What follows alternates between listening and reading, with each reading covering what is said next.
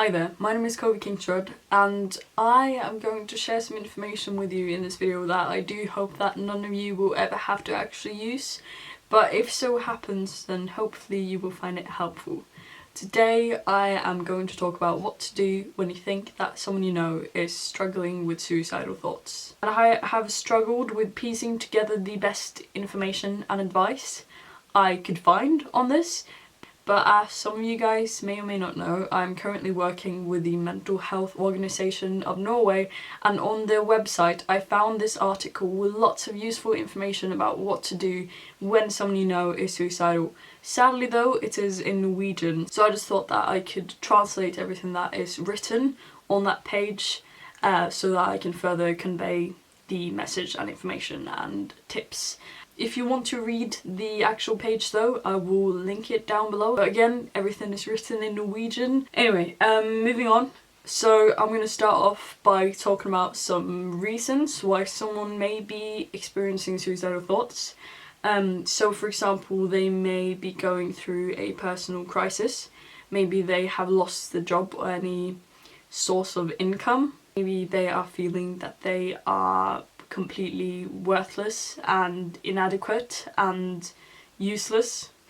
Maybe they are having issues with their identity, like sexual orientation or gender identity. They may feel like good things happen to everyone else but it never happens to them, like all their friends may be getting married, or maybe something that is more relatable for this age group, the age group of my channel. Maybe they feel like everyone else is getting into all these great schools, or all these great things are happening to them that's just not happening to them, like it's happening to everyone else.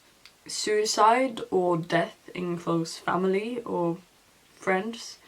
Maybe a reason why some people experience suicidal thoughts. Maybe they have experienced some other kind of trauma, or perhaps a combination of everything I just mentioned, or something else. To put it this way, a series of multiple small slaps in the face may be more damaging than one big thing that happens, like a build-up over time. So a person who is suicidal may be very quiet, they may seem to be thinking a lot, and they may seem spaced out or withdrawn. They may avoid eye contact, or they may be acting very irritated and easily annoyed. It may happen that they act kind of annoying or rude. They may drink a whole lot or abuse any kind of substance. They may also engage or participate in any other dangerous or damaging activities. They may also talk about suicide a lot and say things like everything is hopeless and pointless. But here is the scary part. A suicidal person may also be quite busy and doing all these things, and they may be cheerful and seeming to live their life as normal, go to work, go to school, and say that you shouldn't worry about them. And this is dangerous because it's not often obvious how a person feels on the inside. It may not show very well, but a person who is suicidal often feels kind of distant from everyone else, kind of sheltered in a way. They may be afraid, fearful, shameful that they want to die and that they are having thoughts of death. They may feel desperate for help, but they are too scared to ask for it. They need someone to start the conversation with them, show them that it's okay to talk about it, and they don't have to stand alone in the darkness and in the middle of the storm. They don't have to deal with these dark and scary thoughts all alone. It's important that you trust your gut. If something feels kind of off, say something. Now, maybe you're scared of starting the conversation because you may worry that if you say something about suicide, you will make them think about it more. That is, however, not how it works, because they are already thinking about suicide, and if they are not suicidal, then you talking about suicide won't suddenly make them want to kill themselves. And you may be thinking like, oh, what if I do or say something wrong? What if I damage our friendship or relationship. Thing is though, showing that you care won't damage much, and if it does and you do take action and you, for example, call the police or something, if you really think that they are in danger and they, you know, they get angry with you, then after a while they will realise that you only did it because you care. If you don't say anything at all, you may risk losing them entirely, forever. Now, if you're having this conversation, you may ask how they are feeling. If they are opening up to you about something, then ask them how that affected them. And they may shrug and say, you know, I'm fine. But if it doesn't seem very convincing, then try and keep going quite carefully. Listen to them, try and keep the conversation going by asking questions like, how does it feel? Don't just reject things that they tell you, and also don't pretend you know exactly how they feel. If they, for example, say, I'm a totally useless person, then don't say, no, you're not, shut up, like, don't be silly. And it's also not a good idea to say like, oh yeah, I feel like that sometimes too, like, when I can't finish my homework on time, I just feel so useless. It doesn't help much. Ask them, for example, how long have you felt that way? If the person is indicating that they may have experienced suicidal thoughts, then perhaps you can ask them, have you ever felt like you don't want to be alive? And if they say something like, relax, I'm not gonna kill myself, then maybe not right away be like, whew, what a relief. But maybe say something like, we should still maybe think about getting you a bit of help to feel better. So don't be too quick in accepting responses that are like, oh, suicide is totally out of the question, because, you know, especially if they are saying it in a maybe like joking manner or annoyed manner.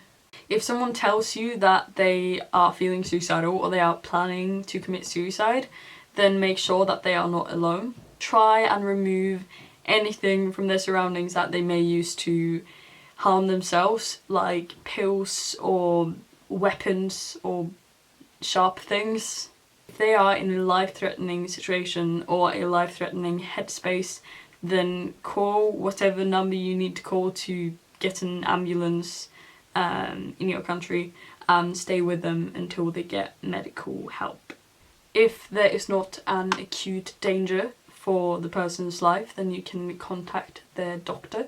And even if it is just a gut feeling, don't be scared to involve others, like your parents, your teachers. You can share this information with them and make a plan to keep the person safe. And lastly, this is extremely important, take care of yourself. Talk to your doctor about how you're feeling and make sure that you are not alone in this, because it is a really tough thing to go through. You can also talk to a friend that you trust about how you feel and how it is affecting you. Talk to others who have been in the same situation, or contact an organisation who knows a lot about this topic and has a lot of information on it. And if the person sadly ends up committing suicide, then I want you to know that it is not your fault. Do not feel bad. Do not feel like you are to blame, because it is not always possible to stop a suicide. Ultimately, it is the person making this decision, this really bad choice, and it is not your fault. No matter how hard you try, again, it's sadly not always possible to stop it. Never keep secrets about plans of suicide. I will leave some hotline numbers in the description. I hope you found this video helpful. I'm sorry it was really dark, but sometimes videos like this are needed. So, thanks for watching and stay safe. I'll see you soon. Hi there!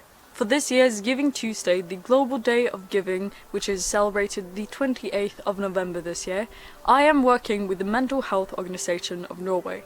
Their goal is to influence Norwegian politicians and include mental health as its own subject in Norwegian schools. To do this, they are having a petition. So to my Norwegian viewers, send en gratis SMS til 26606 med kodeord mental helse for å skrive under på underskriftskampanjen. Mental Helse vil ta med alle underskriftene til Stortinget etter Giving Tuesday. And if you're not Norwegian but still would like to show your support, you can do that by giving this video a thumbs up, sharing it, or using the hashtag mentalhealth2school on Twitter. Thank you so much for your support, it really means a lot and is so very appreciated, and hopefully together we can better prevent mental health issues. Thank you so much for watching, I hope you're having a great day and take care. Bye! Oh, by the way, before I go, feel free to check out this previous video on my mental health playlist with more videos like this. Alright, I'll see you soon. Bye! For real this time.